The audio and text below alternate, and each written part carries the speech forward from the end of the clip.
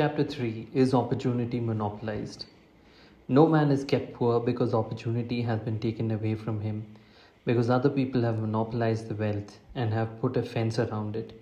You may be shut off from engaging in business in certain lines, but there are other channels open to you.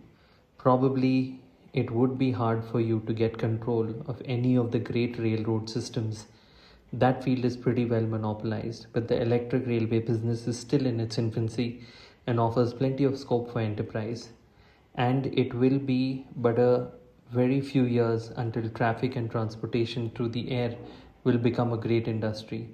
And in all its branches, will give employment to hundreds of thousands and perhaps to millions of people.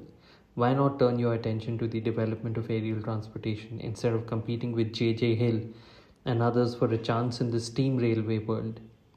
It is quite true that if you are a workman in the employ of the Steel Trust, you have very little chance of becoming the owner of the plant in which you work. But it is also true that if you will commence to act in a certain way, you can soon leave the employ of the Steel Trust. You can buy a farm from 10 to 40 acres and engage in business as a producer of foodstuffs.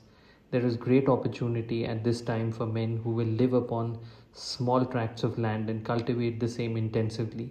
Such men will certainly get rich. You may say that it is impossible for you to get the land, but I'm going to prove to you that it is not impossible and that you can certainly get a farm if you will go to work in a certain way. At different periods, the tide of opportunity sets in different directions according to the needs of the whole and the particular stage of social evolution which has been reached. At present in America, it is setting towards agriculture and the allied industries and professions.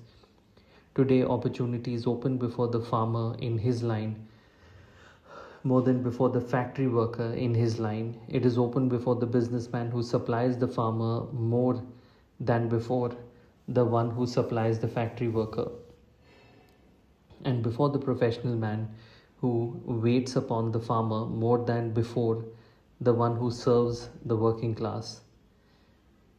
There is abundance of opportunity for the man who will go with the tide instead of trying to swim against it. So the factory workers, either as individuals or as a class, are not deprived of opportunity. The workers are not kept down by their masters. They are not being ground by the trusts and combinations of capital. As a class, they are where they are because they do not do things in a certain way. If the workers of America choose to do so, they could follow the example of their brothers in Belgium and other countries and establish great department stores and cooperative industries. They could elect men of their own class to office and pass laws favoring development to such cooperative industries. And in a few years, they could take peaceable possession of the industrial field. The working class may become the master class whenever they will begin to do things in a certain way. The law of wealth is the same for them as it is for all others. This they must learn, and they will remain where they are as long as they continue to do as they do. The individual worker, however, is not held down by the ignorance or the mental slothfulness of his class. He can follow the tide of opportunity to riches, and this book will tell him how. No one is kept in poverty by a shortness in the supply of riches. There is more than enough for all. A palace as large as the Capitol at Washington might be built for every family on earth from the building material in the United States alone, and under intensive cultivation, this country would produce wool, cotton, linen, and silk enough to clothe each person in the world. Finer than Solomon was arrayed in all his glory, together with food enough to feed them all luxuries. The visible supply is practically inexhaustible, and the invisible supply really is inexhaustible.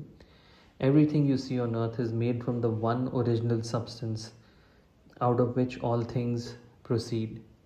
New forms are constantly being made and older ones are dissolving, but all are shapes assumed by one thing. There is no limit to the supply of formless stuff or original substance. The universe is made of it, but it was not all used in making the universe. The spaces in, through, and between the forms of the visible universe are permeated and filled with the original substance, with the formless stuff, with the raw material of all things.